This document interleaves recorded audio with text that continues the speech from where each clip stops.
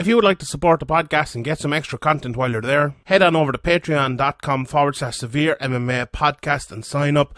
From the rewatch to the Q&A, we will have loads of content every week. So sign up, patreon.com/Severe MMA podcast. And now, here's the podcast. Welcome everybody. It's episode 332 of the Severe MMA podcast. My name is Sean Sheehan, joined today by the Jack O'Connor of Irish MMA Media, Graeme McDonald, as we discuss a very eventful week in the world of mixed martial arts, especially in Ireland, as we have two people fighting for titles coming up very soon, which we will discuss in the podcast forthwith. And we'll also look at Mckenzie Dern versus Rodriguez, which literally went down moments ago here as we're recording on Saturday night. But first of all, we have to give a shout out to our sponsors, Manscaped. And the champions of Below the West Grooming are here to save your balls. You heard that right, Manscaped. The best in the world, and the world champions in men grooming are here so you could stay clean and take care of yourself when it matters the most. Manscaped is trusted by over 2 million men worldwide. Join the movement for all your below-the-waist grooming needs with the code SEVEREMMA at manscaped.com for 20% off and free shipping to your order. I know myself and Graeme, we have the 4.0, we've had it for a while now, but we've more stuff on the way, so I can't wait to get my Manscaped goodies in now. It's going to be absolutely fantastic. And that performance package, it's the real deal, the ultimate grooming package for a champion. Included is the greatest ball hair trimmer ever created, the Manscaped Lawnmower 4.0 trimmer, also the Weed Whacker nose and ear hair trimmer, liquid formations, and the free travel bag and boxers too. The package stars the redesigned electric trimmer, the 4.0. As I mentioned, the trimmer is simply the best hygiene tool for the modern man, perfect for the proper footballer all over the globe. It's cutting-edge ceramic blade, reduces grooming incidents thanks to the advanced skin-safe technology, 7,000 RPM motor, multi-function on and off switch to engage travel lock, and it's even waterproof if the rest isn't good enough for you. The Weed Whacker as well, absolutely brilliant for trimming the ear and nose hair, also waterproof, 9,000 RPM motor power, 360-degree rotary dual blade system. The proprietary skin-safe technology, I got it right, prevents snags, nicks, tugs, the whole lot. Absolutely perfect. And you can't forget their liquid formations to keep your balls their best, from kickoff to final whistle, the crop preserver and crop reviver to give the balls a boost at halftime. This package is head to toe, top class, and an easy choice for the best footballers in Europe and beyond. So get 20% off and free shipping with the code SEVEREMMA at manscaped.com. Get the perfect package for your package and be a champion. That's 20% off with free shipping with the code SEVEREMMA at manscaped.com. Shoot for glory this year with the best tools for the job from Manscaped. Right, Graeme, where to start today? Well, I think we'll... But just before you do start, give us one more singing impression of the Champions League music there. Do you know my new favourite song is the Scottish supporters? They sing, yes sir, I can boogie, but I need a perfect song. I can boogie, boogie, boogie all night long. It's just brilliant. The Scottish fans sing it. I thought you were going to say the Europa League music as a Man United fan. No, we're not there yet, Graeme. We're on the road to get there, but we're not quite there yet. You know, hopefully soon we'll only at the wheel, he'll bring us into the Europa League again. We got to the final last year. So well, now that Newcastle are on the rise, I'll be Europa League resident. We'll stop talking about soccer now, but I'm looking forward to Newcastle so we can sell our overpriced shitty players to them. So that'd be absolutely fantastic. But anyway, let's talk about. Or so Pogba can go there and free, probably. Pogba, he probably will, knowing him, the fucking prick. But anyway, let's talk a little bit about mixed martial arts, and let's talk about Irish MMA first, because as we said, we are an Irish MMA podcast. We started, was it last week, or I think it was last week, or was it 2 weeks ago, about Paul Hughes being the champion and about Joe McColligan being the champion, and it's, you know, great time for Irish MMA. And news broke this week that 2 more Irish MMA fighters will be fighting for titles. We kind of broke the news of Chris Cyborg and Sinead Kavanagh because we said it about 5 times on the podcast, but officially Ariel Hawani broke the news. But that fight will be happening, and also Peter Queally against Patricky Pitbull after Patricio Pitbull relinquished that lightweight title that he held for so long without defending it because of the 145-pound tournament in a kind of an odd decision. Let's talk about that first. What do you think? Yeah, it's a strange time. You know what I mean? Obviously, his brother's in the division. That may be a factor that, like, if his brother wasn't in the division, you know, having just lost the featherweight title to a guy in AJ McKee who's, you know, it wasn't a fluke victory. It's like, it's going to be a hard title to win back. So I think it must have something to do with his brother, like giving his brother, you know, a chance at the title again. It does, but let's say he fights AJ McKee again, gets that fight, loses. Then he has no chance of getting a third fight against AJ McKee, and his brother is potentially the champion at the weight of both. Now, yeah, or he goes, here, I gave up the title there last year, so you have to give it up now. It's only fair. Get Queally another shot at it. But Queally might win it, so he mightn't have any problems. But it seems bizarre. Like, if he is confident that his brother will win, and look, we're an Irish MMA podcast, but he'd be favoured to win that fight, Patricky, even though Queally won the last one. You know, it's an interesting fight. We'll get to it in a second, but I think it's just a bizarre decision. Myself and Ian, I think it was, did a breaking news podcast on it over on the Patreon. If you haven't signed up, patreon.com/SevereMA podcast. And I was kind of half thinking, is it a ploy to get out of Bellator to get to the UFC? Like, you don't want to have that championship clause, which, you know, he has no championship belt now. He had two of them not so long ago. If he's out of contract, I don't know how many fights he has left. Could be gone to the UFC. Do you think there's any thinking in that? Well, I'm not sure what his contract situation is. Do you know how many fights he has left? Is there any? No, I don't know, but yeah, I think it's much easier if you're not a champion than if you are a champion. Like. Oh, definitely, it's much easier to get out. Yeah, and I'm sure, yeah, like, you know, like most fighters, he would love to test himself in the UFC, and he's kind of, you know, done it all in Bellator. He's been a two-way champion, as we just mentioned. So, you know, even these company men like Michael Chandler or whatever, I think a lot of them do, underneath it all, really want to fight for the UFC. So that's definitely a possibility. Yeah, and look, with all due respect to Bellator as well, I think, you know, getting a Bellator title is very good. But even, as you mentioned, Michael Chandler, he said, people who said, oh, you're a UFC fighter, even when he was in Bellator, and he was like, arguably the greatest fighter Bellator ever had, you know, or definitely in Bellator, the greatest fighter they've ever had. But regardless, anyway, we will see what happens with that. But the Queally and Patricky situation, it's fantastic, because I feel like, you know, we look at someone like Peter Queally and he's really taken the hard road. You know, he hasn't done what maybe we talk about with up-and-coming prospects, that you take the right fights at the right time, build your record, fight, you know, the best when you are the best.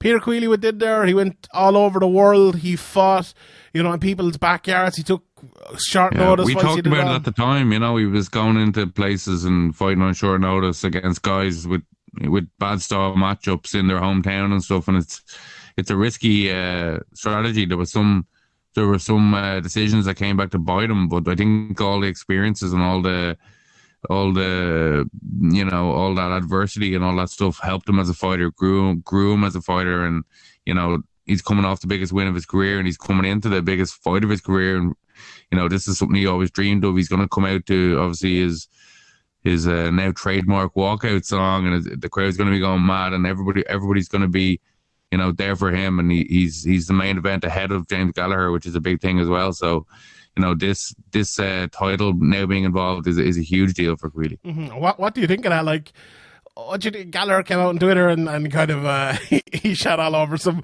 Twitter user who said, "Are you mad now that you're not main event anymore?" I think you have an Irish guy fighting for a title in Dublin. You have to have it as a main event. You just can't not.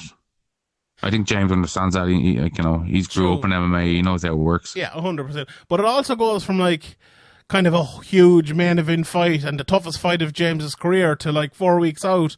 You're no longer the main event. You know, I'm sure 4 weeks is plenty of time to adjust to that and prepare mentally. But it is. I'm sure it's like a little bit of a blow for James personally, but, you know, maybe 10% of a blow and 90% happiness for his friend and brother that have been there a long time. And, you know, I'm sure that's a question he'll probably be sick of being asked by the time it comes to the end of it. But I would agree with you. I don't think it's a major thing at all. But, you know, it's great for us, you know, as someone who's covered the sport in Ireland for nearly a decade now at this stage, I suppose.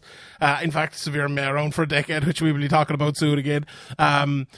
to have a title fight here, there's been Cage Warriors fights back in the day and everything like that, but it's been a long, long time now since there was a big international promotion that has brought a title fight here. And the fact that we're going to see, the lightweight title of Bellator on here is absolutely fantastic, and a very good fight as well. The first fight was really exciting. Queally he didn't give a shit in that fight. He went out and, he threw it all at Patricky and ended up paying off for him. And, this is going to be 5 rounds now. It'll be interesting to see how that changes things, and how, as you mentioned there, with the atmosphere and walking out to Zombie, to Dolores O'Riordan, that beautiful Limerick voice, and all the fans chanting it, how that is going to, do for Patricky. Because look, we've spoken to people who've been, and you've been there at all the big events, and even Ariel, when he came over to Ireland, he said it was the most insane crowd he's ever seen, even though it's only 9,000 or whatever. And if there's a title fight there with an Irishman in it, that is going to be insane. And look, with all due respect, Bellator don't have fights like that. Bellator don't have the insane madness of like the biggest fight in the world, where, if you have an event in Ireland and it's an Irishman in a title fighter, like we had with McGregor in the main event, and people kind of knew where he was on his way to go, it's a different level. It's a different level of intensity. It's a different level of crowd. And it's not nasty crowd, or, it's not dangerous, or no one's going to be attacking him on the streets or anything. But it's the unbelievable.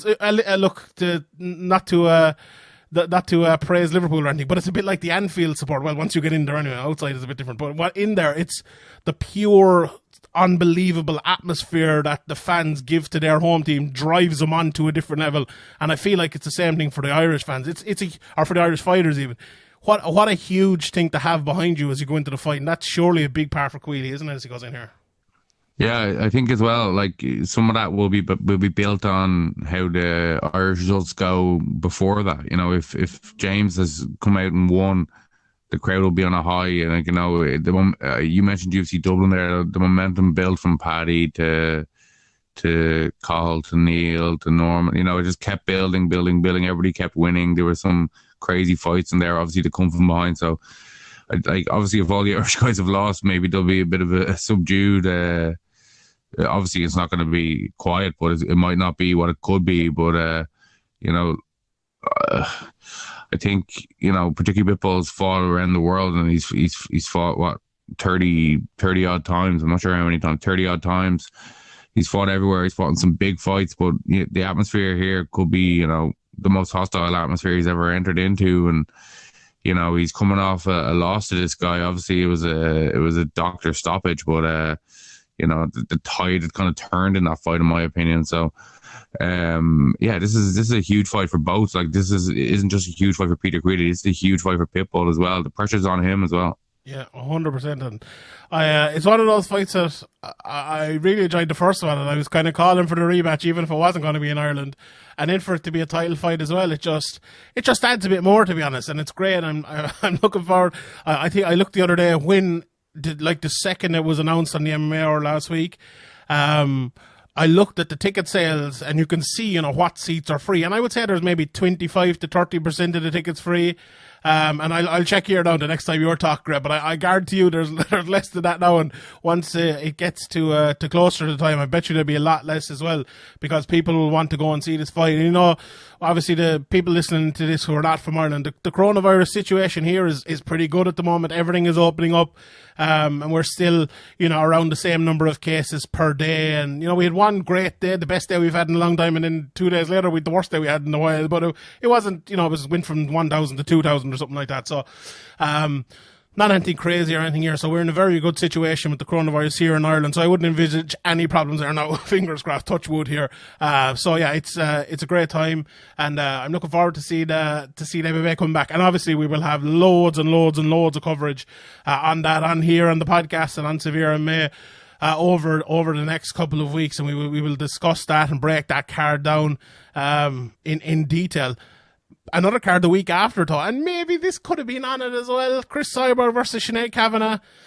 There were rumours, Graeme, going around that this could have been on it, but I'm I'm not surprised, to be honest, that the fight is not on it. Now, Chris, I know she was up on her Twitter there the other day. Go on. Yeah, I think Cyborg just doesn't want to fight in Ireland. Yeah. I think she just doesn't like the hostility or the comments that she gets from Irish fans, and she just doesn't want.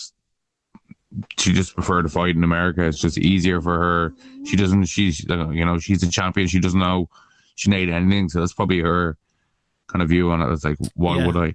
I was actually, we were chatting about it as well on Patreon the other day, and someone replied to me and said, there's two things, right? So, as I was mentioning there, Cyborg was on Twitter, and I think she was filming a movie there up until like last week, so she doesn't have that long to prepare for. What are we, 5 to 6 weeks out now? So not too long to prepare. Traveling to another country and cutting weight as well as someone who's struggled to make weight at 145 in the past might have been something in her thinking as well. So, add those two things together and you can't blame her, I suppose. And as you mentioned, she is the champion.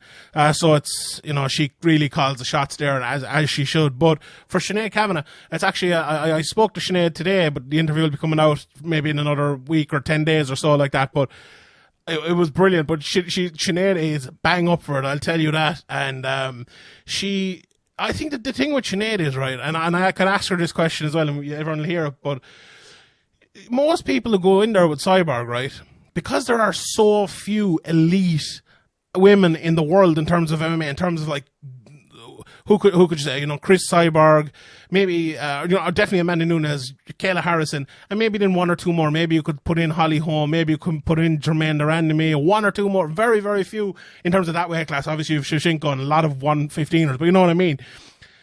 She's been in there with Katie Taylor.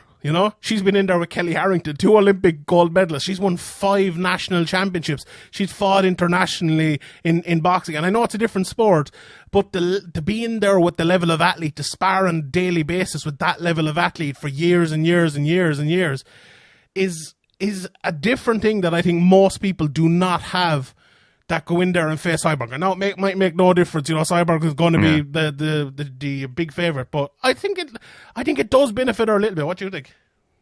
Yeah, definitely. Like, she's not going to be afraid of Cyborg striking. We've seen that before where people are tentative. They come in and they're kind of going for takedowns, even if it's not really their game. There'll be none of that from Sinead. Sinead will be, trying to box, trying to make this striking match. And, Cyborg will probably oblige. Like, she obviously, avoids the ground game as much as she can historically. So I think, it's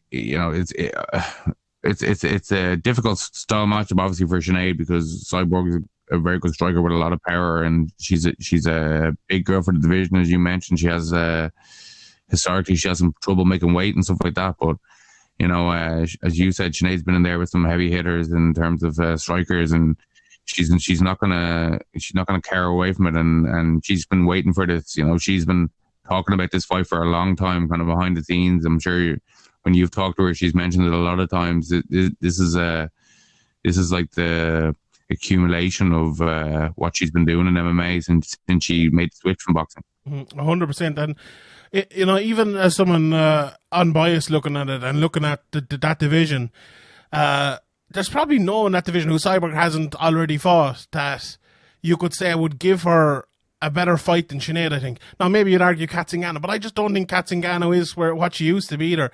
And the style is never going to beat her. I'll pick Cyborg to win that fight without a shadow of a doubt, but I feel like Sinead could give her a couple of problems. Now, I think she'd probably overcome those problems. Don't get me wrong. I'm not saying Sinead's going to go in there and win, but if she can get it into a boxing match, and if she can get Cyborg kind of coming at her and she counters her, kind of like Amanda Nunes did, but maybe not as in a mad enough firefight like that. You don't want that.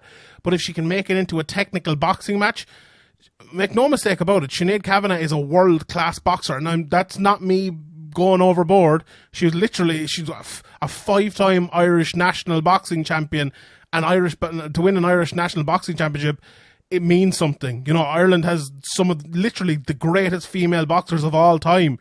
when she was coming up. So it's that definitely means something.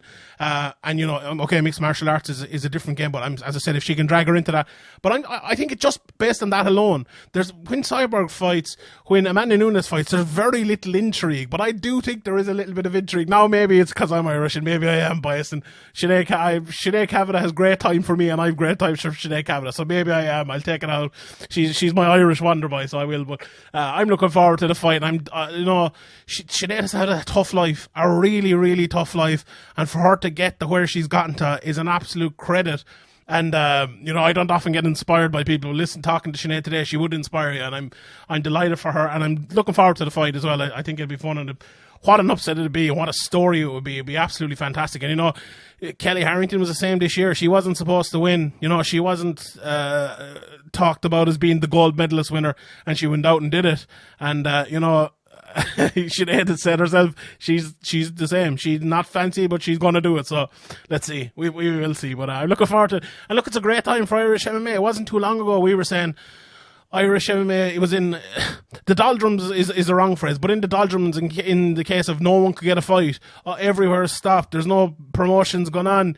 You know, Paul Hughes was injured. Conor McGregor was gone and injured for a while. You know, we weren't sure what was going to happen with loads of different, with Cage Warriors coming back, with the UFC, with the Bellator, you know, Bellator fucking releasing everyone. But now we've, you know, it feels like there's light there. Rhys McKee could be fighting for a title again soon. We all, you know, everyone probably thinks he will for the welterweight title. We have the champs, you know, the Ulster champs, as I like to call them now.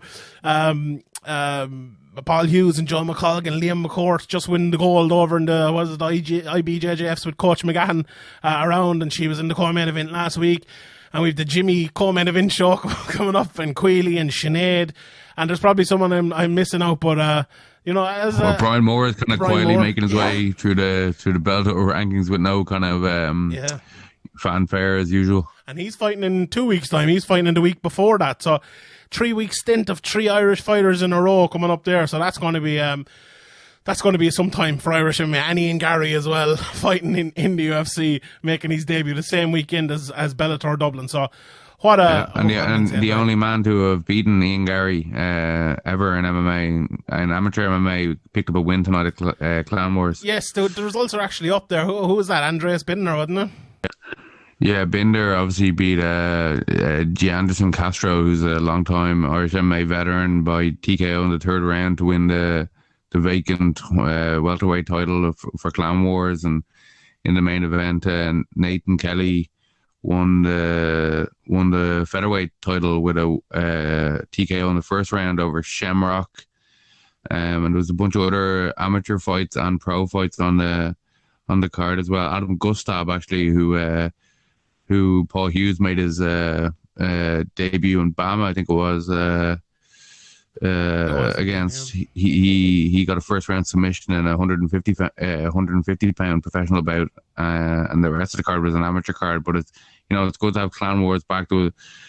There's obviously a lot more going on up in Ulster, as you now say, than in Dublin. But hopefully, with Bellator now coming back, so if this goes ahead, like you said, fingers crossed, there's no developments with coronavirus or anything like that, but it looks like it's definitely another positive sign for Irish MMA. Yeah, 100%. And Cage Legacy actually have a card as well coming up here in the next 10 days or so. I know Quilcha's working that as well, and Quilcha's done great stuff. He put up this card as well. So it's great to see all the promotions coming back, and we need places like Clan Wars and like Cage Legacy as well. And I know Quilcha's all over that, so it's great. And Ian O'Neill as well is all over it, and Andy and the lads. So yeah, it's fantastic to see. And as hopefully Cage Warriors can get back, as you mentioned. The UFC. What would be stopping the UFC from coming to Ireland now as well? I think it'd be a perfect time, because I know the travel restrictions are opening up with America as well. So there aren't many places worldwide, I think, that are open as much as Ireland will be to do events soon. So I think I don't think it'll be too beyond the realms of possibility for the UFC to be back in Ireland soon. So look, hopefully that happens, and hopefully we see it soon. But anyway, let's talk about the UFC that went down tonight. Marina Rodriguez versus Mckenzie Dern. I actually ran in before the the decision was announced. What I assume it was a 49-46 unanimous decision, was it, for Marina Rodriguez in a very odd fight. So let's talk about that one first. Look, it was one of those fights where in the first round you could see what Mckenzie Dern was kind of trying to do. She was getting, not that badly hit. She was trying to make it a stalemate, staying absolutely miles apart, and she was tying her up when she could. She did at one stage, she couldn't take her down. Nothing really happened, and Rodriguez just kind of landed more and won that round. And in the second, she listened to Jason Perillo between rounds. He said, attack, and didn't go for the clinch. And that's exactly what she did. After about a minute, she got the takedown. Rodriguez almost got a choke from the bottom, which she did almost get the choke, but she did waste a bit of time there. Dern moved to mount. She was landing big shots. She just decided kind of to beat her up when I thought the submission was there, to be honest. And she just didn't go for it. And I thought she could have gone for a little bit more. There was a case for a 10-8 in that round. But then from then on in, just Mckenzie Dern did nothing. I don't know about a 10-8 there. I wouldn't give it. But I think there is a case just for domination and duration. She had 2 of the 3Ds. I didn't think she had enough damage, but I wouldn't have given the 10-8. But from then on in, Mckenzie Dern just did nothing, especially in the third round. Absolutely nothing. She got it down for the last minute of the fourth round, wasn't enough. And in the fifth round, she landed some better shots, but not even a look at a takedown. She almost got a takedown with kind of a leg pick at one stage, but not poor. I think she's got a lot of problems that were exposed there. Like, her conditioning isn't great, her striking isn't great, her movement on the feet isn't great, her takedowns aren't great. She didn't look great at all there. She had her chances in the second round, and as you said, instead of going for the submission kind of all out, which she should have done, that's like her only method of winning this fight. And she didn't go for whatever reason. She never came close with a submission, in my opinion, and she just didn't look good, I think. Yeah, I would tend to agree with everything you said there. And the weird thing about it as well, usually when I see a fighter like that who's, a good athlete and has good submissions, is that not necessarily they're coached wrong, but they can't do the right things to get to the fight to the right place. Mckenzie Dern showed in the second round that she can. Jason Perillo told her exactly what to do to close the distance to get inside, and she showed that she could do it. So this wasn't one of these fights. So let's say it's a wrestler fighting a striker, and the wrestler just could not get him down. He just couldn't do it.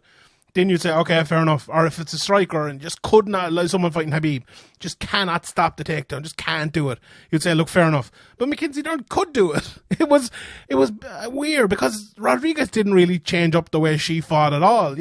She was jabbing. She jabbed a little bit more and did a couple more things, up the pace a little bit. But as you said, I think Dern kind of got tired, and she didn't have like the gas to get forward, and the kind of the nods to be a little bit faster to get inside than Rodriguez was to circle away from the incoming attempts. And she just kind of gave up on it then at that stage. I thought it was bizarre. It was a bizarre fight. And I understand if you're picking your poison, if you're picking your time to get the takedowns, and it seemed like she was doing that. But when you're doing that, you can't gas, and you can't be a fighter who is getting kind of beat up from the outside, but getting more tired when you're trying to throw these big shots from the outside and just missing them and whiffing on everything. It was very basically bad mixed martial arts tonight. And I hate, we don't like coming on here criticizing people, but like if you can't criticize a main event performance like that tonight from Mckenzie Dern, you're never going to criticize anything, because it was really bad. It was really, really bad. And you'd nearly feel sorry for Jason Perillo in the corner, kind of looking at that and like thinking, well, God almighty, what am I supposed to say? I'm showing her all the right things. She can do the right things, and she's just not listening or not doing them, or hasn't the ability to do them. It was weird. But in fairness to Marina Rodriguez, she did her job. Many people would have lost in that second round in that position, but she came out and she was confident afterwards. She wasn't that worried about the takedown. She was circling away at the right time, landing a beautiful jab down through the middle. And I wouldn't say it was a blowaway performance from her though. She did more than enough to beat Mckenzie Dern, but it was an easy fight for her really, moving to 15-1 and moving up in that 115-pound division. She actually made it a little bit more difficult for herself than maybe she could have. Yeah. She put herself in a couple of situations where she gave Mckenzie Dern what she wanted without her having to work for it. But I think she's still like learning a trade, and it's a big win and a big main event, and you got to give her credit for it. I think she kind of fought a bit more patient than for 90% of the fight anyway. I think she fought a bit more patient than she has in the past. Obviously, that's probably due to the respect she has for Mckenzie Dern's ground game. But as you said, when she did get in bad position, she didn't panic, and she went for a submission of her own. I don't know how close it was or anything like that, but she wasn't like a duck out of water on the ground like we sometimes seen with some of these Muay Thai strikers. Yeah, I also thought it was very weird that Mckenzie Dern had her child there. Like, I thought it was the same with Max Holloway at that time. Was it the Poirier fight he lost and his son was there? It's like, I just don't think that's a good energy to have with you at the fights. You saw McGregor even talking about that the last time, that he was like, I don't want my children around this time when I'm fighting. I love them, but they need to stay away. That's daddy time. This is warrior time, kind of. And it's weird that her child was there in the crowd, and like, it's not a crowd of 50,000 where maybe you wouldn't even see them or whatever. It was a crowd of like 100 people or 150 people or whatever, that they're there. You're looking at them walking out. I don't know. Maybe it made no difference, but I don't know. I just never liked that. Holloway, I think. Who's done it as well? I think, was it Eddie Alvarez? I don't know. Someone else did as well, but definitely Max Holloway. And I don't know. It just doesn't seem. It just seems a bit odd to me. Like, in terms of, you're going to work. This is.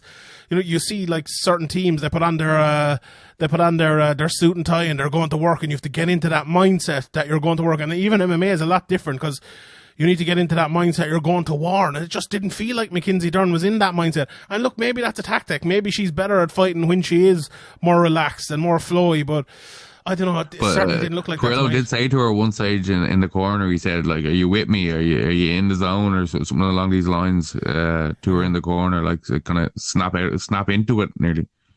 So that would lead to what I'm saying being, having some legitimacy. So, yeah, it was just an odd fight, really. After the first round, I thought it was going to be an absolute fucking stinker. It did get a little bit better for a couple of rounds, and then the last few rounds were good in terms of the performance from Rodriguez, even though Dern just did not. Like, that third round, I couldn't believe how little she did. She just didn't attempt anything. And Jason Brillo literally came and said to her after the third round, "Oh, you took a round off." He's like, and I honestly, I think if she's going to have success, I think Jason Brillo probably is the man, because we've seen even other fights tonight, people lying to their fighters in the corner, tell them they're up 2 rounds and all this shit. Jason Brillo didn't lie. We both gave examples there. He didn't lie to her at one stage tonight. He taught her the right things to do throughout. And hopefully she listens to him a little bit more and sticks with him a little bit more. Because I still think Mckenzie Dern is a good fighter, and she has the ability to get there. Very, very good athlete. And, we know what she's like on the ground, but it's just, there's a percentage of her there that is just not at it yet. And look, the elite level jiu-jitsu is taking her to a certain level in the UFC, but it'll only take her to a certain level, as we've mentioned, 100 times before. And if she doesn't improve, if she doesn't find ways to use that jiu-jitsu better, she's going to be left behind in that division. And that's the fact of it. And look at someone like Rodriguez. She's well-rounded and she's not being left behind. She's climbing. And I'm looking forward to what she does next. Should be fun. Sure. You would say jiu-jitsu doesn't work anyway, so. And was I not proven right again tonight? Was there not an armbar that you even got a tweet on screen about? Yeah, no. That was hilarious. I had a tweet on screen about an armbar as your one was fucking bawling, crying. I was one of the moments that'll never be fucking forgotten. Your one bawling her eyes out, and there's me, armbar. I enjoyed that a lot. But anyway, we'll run through this card pretty quickly. The Randy Brown Jared Gooden fight. The story of that fight, I suppose, was Randy Brown smashing his toes off of either the fits or a front kick. No, it was the front kick to the throat, I think, or to the jaw. It was a lovely front kick, though, wasn't it? Toe. It was worth it. Yeah, it was, but I think the damage was done to his toe, and he kept having to kind of stomp it into place. And the best option for Gooden probably would have been to try and clinch him up against the face and stomp on his toe, but he just got dominated. Brown was kind of able to do what he have his way with him on the feet, despite the toe injury. And Brown, he came in, he was pretty raw, but he seems to be putting it together now. He obviously his opponent isn't upper echelon or anything close to that, but Brown, I think, has made noticeable improvements in his all-round game, and maybe he came into the UFC a bit too early, but he's definitely worth his place now. He reminds me a little bit of Neil Magny, in that I see him one time and I think, oh, this guy could be like a contender level, and I see him in the next one, I was like, nah. So I don't know. I find it hard to call already. Also, before we get into more on this fight, who is the lad that Mike Goldberg always talks about with its foot stomps? Who is it? Is it Murillo Bustamante or oh my god, that's going to annoy me. Or is it Marco Huas or someone? Or I don't know. I can't remember. But yeah, he always says the same person. Someone will probably roar at me now. Tweeted at Sean Sheehan BA. But yeah. Look, Randy Brown, I thought he was good. He was a bit more.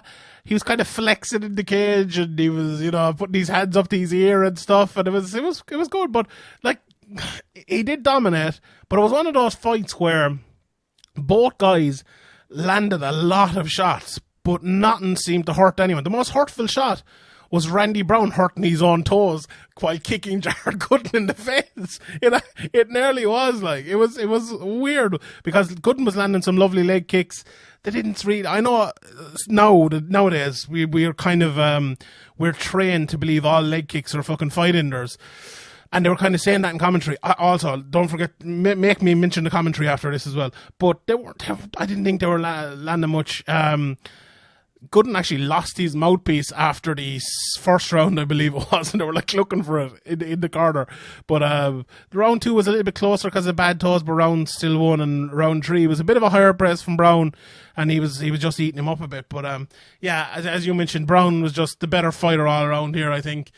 And Randy Brown Jared Gooden even didn't really have much for him. But yeah, come here to me. What about the commentary? Like, I was so happy with the commentary tonight. I thought it was fantastic. We've had the 3-man boot so often in the last couple of years, you'd nearly forget how good the 2-man boot is. It was just so enjoyable. Paul Felder could talk. He could discuss stuff. John Anik could talk. There wasn't some fucking idiot talking over it. The old school three-man boot used to be where they'd bring in the third man kind of occasionally if an expert like an Eddie Bravo or like something like that, you know what I mean? But now it's just like, as you say, people talking over each other, bad jokes being made to try and make each other laugh, and nobody really has room to make a point. And I do agree that definitely that 2-man boots work much better. Yeah, I don't think anyone could disagree after tonight. Whether you like Felder or like Cormier or like Cruz or whoever you think it might be, just letting someone discuss something, letting someone say something, letting it flow, even like little bits of quietness throughout the fight. Oh my God, it's just, I don't understand how the UFC production team will listen to that and then listen to a card from last week or next week and think it's better. There's just no way. It's way better. It's so much more enjoyable. There's no way. They could be listening to Daniel Cormier next week and give him another $1 million bonus. Oh God, I don't understand. I really don't. But I also agree with the problem as well with the 3-man boot when they have the 4th man as well. That's way too much. I was realising it tonight as well. It's like, I wouldn't mind you only have the 4th man, say the Din Thomas, was it Jason? No, it wasn't. It was Trevor Whitman who did it. To have him there when there's 3 other lads in the boot is absolutely crazy altogether. I wouldn't mind, as you said, having that person there, even you just go to them in the middle of a round or the middle of the second round or something like that, when there is the 2-man boot. I think that makes a lot of sense, even if it is, some tactical point they put up or they press a button when they have something to say and they come on once or twice a night. I think that's absolutely perfect. But I think less is definitely more, without a shadow of a doubt, for all these events. It's just so great. It is really, really good, and I think they should do that more because they have enough commentators as well to that you can have, Gooden 1 week, Anik 1 week, Fitzgerald 1 week, you could have, Cruz 1 week, you could have Bisping 1 week, you could have Felder 1 week, and never have Cormier. It'd be absolutely fantastic. It'd satisfy everyone who needs to do it that way. So please do that. Megan O'Leary as well. I have to mention her, absolutely fantastic. She's brilliant. Actually, have you watched any of the Contender series yet? Because Laura Sanko's on that, and I haven't watched any of it yet. So, but I'm interested. Actually, coming up this week. No, I watched a few of the early ones, but I just can't do it on a Tuesday. It's just too much going on. Jake Hadley is on it, and so is Chris Duncan. So I'll definitely be watching it this Tuesday. And I'm looking forward to seeing what Laura Sanko sounds like. I'm not the biggest fan of Laura Sanko as like an outside the cage Megan O'Leary type reporter. She does like that show, the weigh-in show, and I think she's absolutely fantastic on it. I think she's a great presenter like that, or great on the desk. But I'm very interested to see what she's like, because she has that experience as a fighter, but also the experience as a broadcaster as well. So I think that might lead to being a good play-by-play person. Now, let me know your opinions. If any questions on that as well, let me know over on Patreon. But I'm looking forward to seeing her this Tuesday and listen to hear what she sounds like. But anyway, let's jump back into this card here. We'll be here all night. Otherwise, Matthias Nickelo versus Tim Elliott. Well, this was an interesting one. Elliott was beating Elliott in the first round. Nickelo just couldn't cope with it, landed and nothing at all. In the second round, it was all Nickelo, landing to the body a lot. Elliott was just missing, apart from minute 3 to 4, and just landed nothing. And then in the third round, Nickelo got a takedown around 2 minutes in, landed some good stuff, and ended up winning the fight, unanimous decision, 29-28. And you could just tell afterwards. Well, he didn't really land that great stuff. No. Elliott kind of tied him up pretty well, but I think he edged around. Yeah. He edged around, yeah. Predictably, after Tim Elliott was told in the corner that he was up 2 rounds, he was kind of mad afterwards. But this is the case, and Tim Elliott, without a shadow of a doubt, stalled throughout that third round. And I think, some people were advocating for the open scoring after this, and I'm like, well, okay, so why did Tim Elliott stall, right? Because he thought he was up 2 rounds. Imagine the fight, he was up 2 rounds, and he was told an open scoring. What's going to happen then? And what's going to happen when that happens in the, in the Randy Brown fight? When know for sure as well, it's different when you've been told where you're going. What's going to happen in the 5th round of Rodriguez versus Dern when she hears she's 3 up? So Cordy Sandhagen went on the MMR this week and said, people in the NFL, they kneel for 2 minutes towards the end of the game with the ball to stop the time. In basketball, they just stop playing. They work the clock out to get to the end. Why shouldn't it be different to MMA? Oh, if you're listening to that and you're an advocate for open scoring, I don't know what you're trying to achieve here. You're trying to achieve shitty fights is what you're trying to achieve. Open scoring is the stupidest fucking idea in so many different aspects. And there's the single person I hear talking about open scoring that has put any thought into it. Honestly, there really isn't. Okay, there's a couple maybe, but very, very few. It's the stupidest fucking idea. And fights like this prove it. Tim Elliott thought he was up 2 rounds, and he literally, Nickelo got on top of him, and Tim Elliott went into that fucking thing where you catch your, in the triangle from the bottom, and then you catch your leg, and you just fucking hold them in there, and just stop for 3 minutes, and then whoever the fucking referee was didn't bother standing up. Also, Mark Smith again. Mark Smith is the worst fucking referee. This guy trying to be a celebrity referee, going on Joe Rogan. Oh my God. What fight was it? I have it written down here in my notes somewhere. Whatever it was, I'll get to it. But there was a guillotine on, and the guy who was caught in the guillotine was holding the cage, and Mark Smith started roaring, "Let it go, let it go, let it go," while the guy was in the fucking holding onto a guillotine. And he was like, he couldn't see the fin scrap, it was behind him. And I don't know if he let it go soon afterwards. I don't think he let it go because Smith was shouting that. But still, God almighty, he annoys me so much. But anyway, any other thoughts on the Tim Elliott Nickelo fight before we move on? Not really. Elliott, I think, his herky jerky kind of style, it's hard to figure out. But in the first round, but I think he's kind of, the game's kind of passed him by. You know what I mean? He's kind of, I don't see him really causing trouble for anybody good anymore. I think the Demetrius Johnson was the the peak for him, and obviously that's a pretty high peak, so fair play to him. But you know, this fight was just, he just kind of fell apart after the first round. I don't know how his corner thought he was winning the second round. It was all it was. Well, he kind of lost it more than Nickelo won it. You know, it wasn't great. Anyway, Agapova, I can't say it. Agapova beats Sabina Mazo. What a performance! Did you just get the feeling, watching the confidence she had at the start of before the fight even started, that she was going to win? Yeah, she was one of those ones. It was like, I find it hard. But in that first round, sometimes you see fighters like that and you think, oh, at the start, okay, they're going to win. They come out and they look so flowy. But then Sabina Mazo was taking the shots so well, and Agapova was fighting at such a high pace. I was kind of like, oh, Jesus, this might end up going badly for her. But the intelligence of, I'm just going to call her Agapova, to switch in the second round and to fight at a slower sort of pace, which was still a good pace, which was still at a very much a winning pace. I think that was very, very smart, because otherwise I think she was going to gas and would have let Mazo back into it. So she took it a little bit more easy on her, knowing that Mazo kind of could take those shots. And I think that was so good. And then in the third, she opened up a little bit more again, and, you know, ended up getting the KO and the submission, basically, with Mazo kind of tapping as the fight was going to the ground.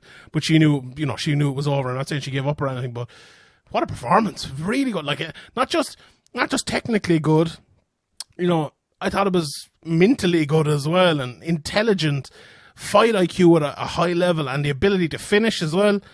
God almighty, it's hard to say anything bad about her here. It was a wonderful performance, wasn't it? Yeah, it really was a very good performance. You know, obviously she wanted to see her step up a bit more. You know, her opponent Mazo didn't look great. You know, obviously, you know, you can only beat what's in front of you. But as you said, she looked like she kind of had a good understanding, a good fight IQ. She looked like she can put it together. She looked like she has a lot of tools, but it's hard to say, you know, until we see her against more of a known quantity.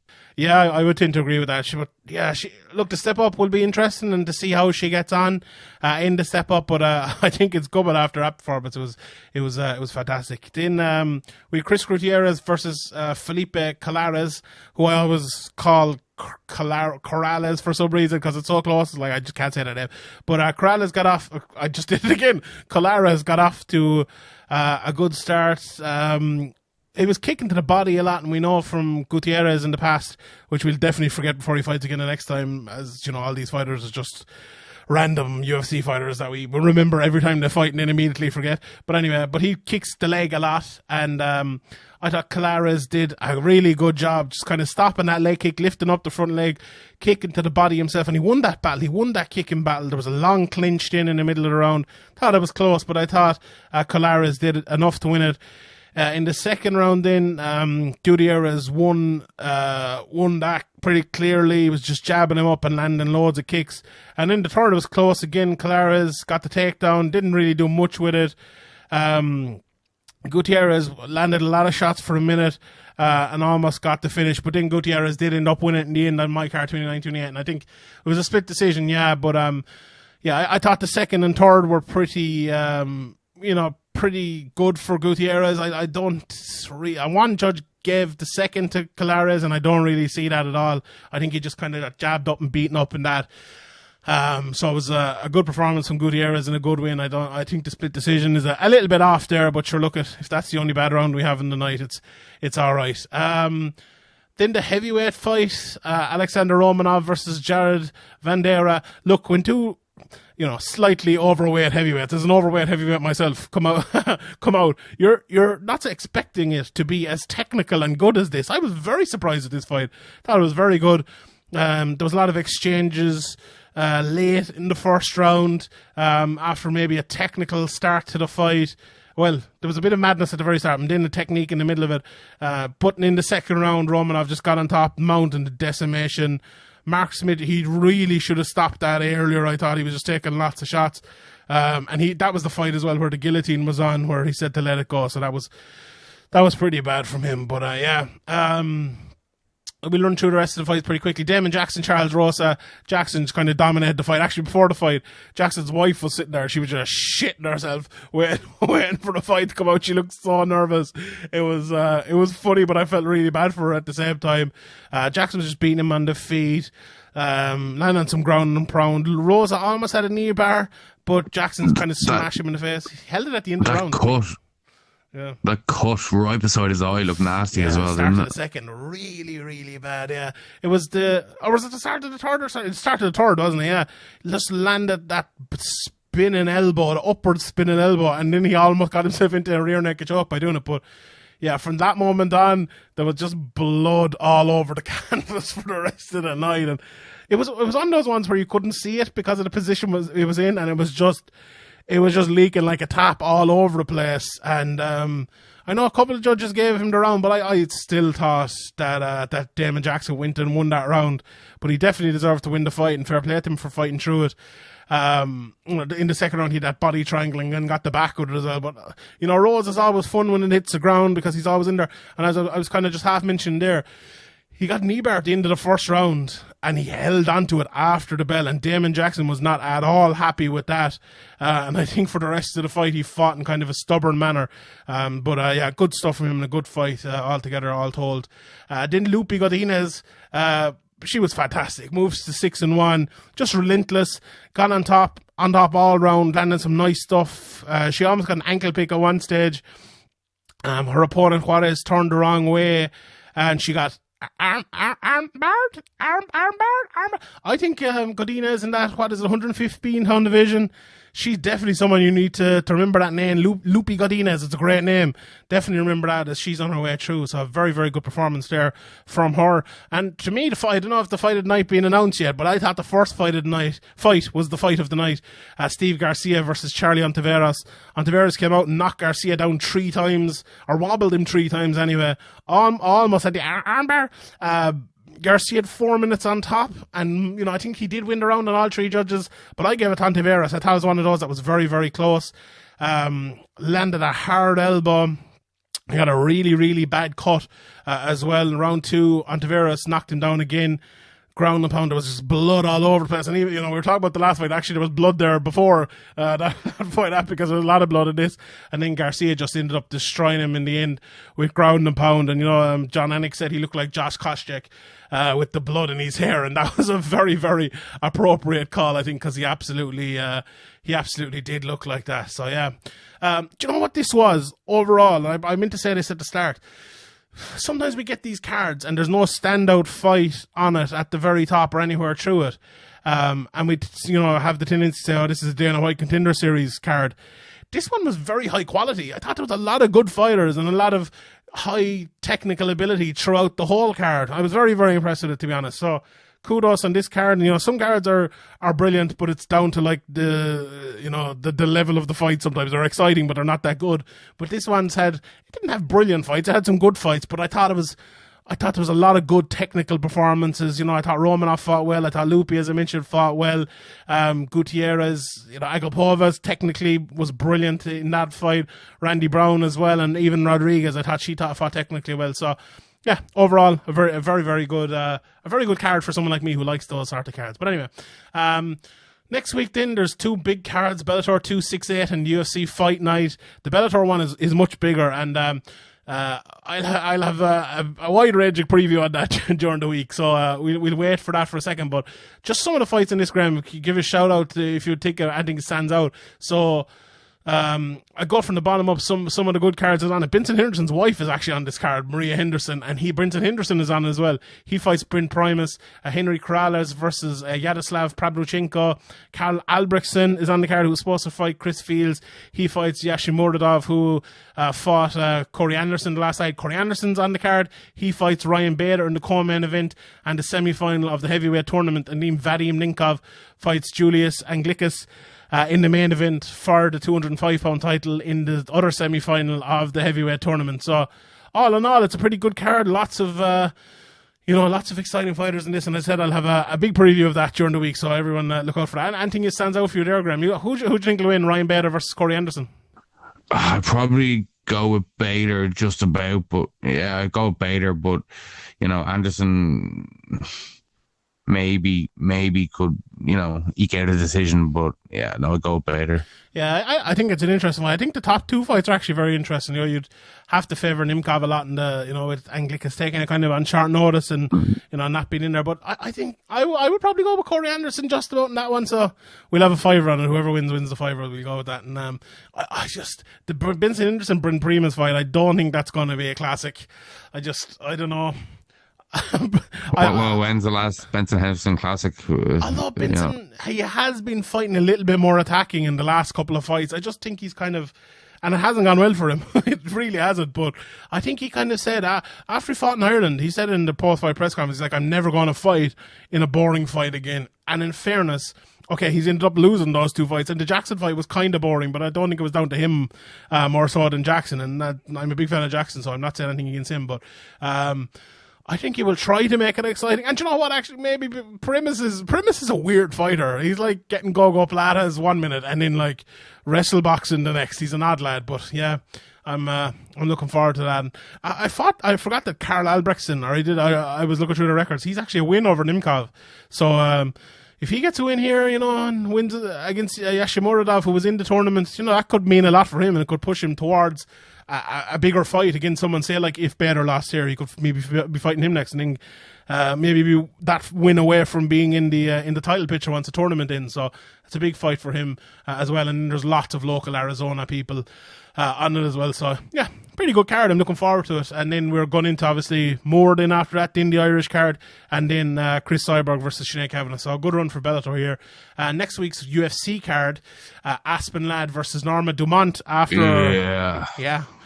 It doesn't look good on paper, this card at all. No, it's not a great. It's not. Hopefully, it's similar to what we had tonight. Hopefully it delivers and we get the, watch a good card. But watching a bit of Norma Dumont. Fights aren't fought on paper, Sean, as I say. they're not indeed. Watching a bit of, and it's 9 o'clock next week as well, so that's good. But Dumont is a pretty good striker. She hits pretty hard. She's weird. It's weird. At 145, she's kind of a bigger shape. But moves very well, and I'm looking forward to seeing what she can do. Aspen Ladd, we spoke about Aspen Ladd last week and missing weight and everything, but she's gone up now in weight, 10 pounds heavier. How much can you be, recovered from that near death experience fucking a week ago? I don't know the answer to that one. Look, I think she'd probably be fine. So, and I'm glad she's fighting at 145 pounds. And maybe it's a blessing in disguise. If she wins this, she's probably fighting for a title next, so. It's if these two fought at 135, it'd probably be good matchmaking. So I don't have much of a problem with at 145. I wish it was a couple of more weeks down the line for both of them, maybe. But yeah, look, I think Aspen Ladd will be coming in probably looking for takedowns. Norman Dumont will be coming in looking to try to take her head off. So should be a fun fight.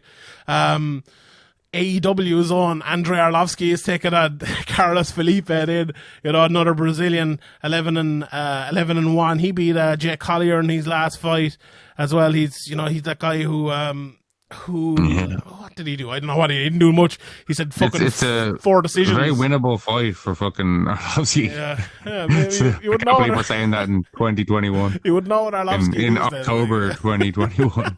Yeah, I pulled up Carlos Felipe there looking for something that he'd done that stands out. But split decision, unanimous decision, majority decision loss. So yeah, Carlos Felipe not a standout here. Let's be honest here. Jim Miller's fighting Eric Gonzalez. I believe that's Eric Gonzalez's UFC debut, if I'm not mistaken. I saw someone saying that the other day. Are they right? They are. Yeah, he fought LXF in his last fight. So I wonder is that in short notice. Let's pat back here. Let's see the Topology have it. I don't think it is actually. No, so yeah, whatever. Mano Firo in 125 division. No, she's climbing as well. So her against Bueno Silva, that'll actually be a good fight. I actually look forward to that. Julian Marquez against Jordan Wright, Andrew Sanchez, Bruno Silva, Danny Roberts against Imaev. That should be a good fight. I'm looking forward to that one. Sajara Eubanks against Catalina, Ludovic Klein against Landwehr. That should be a battle. That leader be one where there's a lot of wrestling and a lot of top game and maybe a lot of ground and pound, or else a violent finish, as tends to happen with Landwehr's fights, usually against him. But yeah, and then Davis versus Batragal, Nunes versus Carnelossi. So yeah, not the best. Not the best. Your boy Mark Rojo. Mark Rowe, yeah. Let's have it. Let's have it. He's not that fight has Santos is withdrawn. I'm looking here in Topology. So oh no, are you looking? no. Are you on Wikipedia? Where are you? Yeah. Cage Warriors have a card as well next week. Me and Ian talked a lot about it on the Chasing Pack. So head on over there. Listen, we didn't talk a lot about it, but I feel like the Cage Warriors American fights really haven't taken or grasped the imagination of the people on this side of the world. I'm not sure if they have over there as well. It's just like we have a lot to cover. Just another here. show over there in North America, isn't it? I assume. Mm-hmm. It feels like it's just another show here as well, whereas the other Cage Warriors ones aren't. They're special and we love them, but it feels like there's a little bit of a disconnect. Like, I feel like if they threw a few Irish, or not Irish, UK and Irish people on those cards, we'd be watching. Like, imagine if Joe McColgan was on this fighting an American for his 155-pound title, or, whoever might be on it, if, one of the other Irish fighters, or, Paddy Pimblett. Well, I know Paddy Pimblett's gone now, but someone like that. I think it'd get everyone involved, and I think it'd probably be better, but I don't know, maybe in COVID times that's not possible. But anyway, fair play to them, and I hope Cage Warriors do well over there, because they've done a great job here, and if they could do a similar thing out in the US, it'd be absolutely fantastic. So, yeah, I'm sure we missed out on some news there or something, but we've covered a lot here today. Thank you very much to everyone for listening. If you haven't signed up, patreon.com/SevereMMA podcast. I'll tell him, Graeme, I'm going full-time now in MMA. So this is from Monday on, I'm full-time covering MMA, going at it. There's some news coming this week, so everyone should find out on Tuesday. But always, as always, not leaving Severe MMA. I'll still be with Severe MMA forever and ever and ever until Graeme throws me out. So now it's a good time if you want to support me in this endeavour. Yeah. Sign up, patreon.com/Severe MMA podcast. So yeah, it should be fun. This week should be fun. That's all I'll say. We'll find out on Tuesday anyway. So yeah, I'll leave it at that.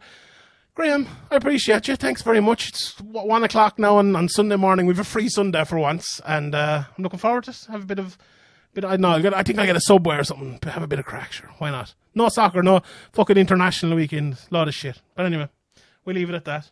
Graeme, inspirational quote of the week. Go on, take it away. The Morrissey,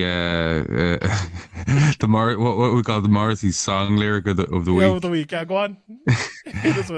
Okay. I should have prepared for this one. But you said this every week. If I seem a little strange, well, that's because I am. I love it. We'll see you next Tuesday or Sunday, or probably Sunday. Good luck. If you would like to support the podcast and get some extra content while you're there,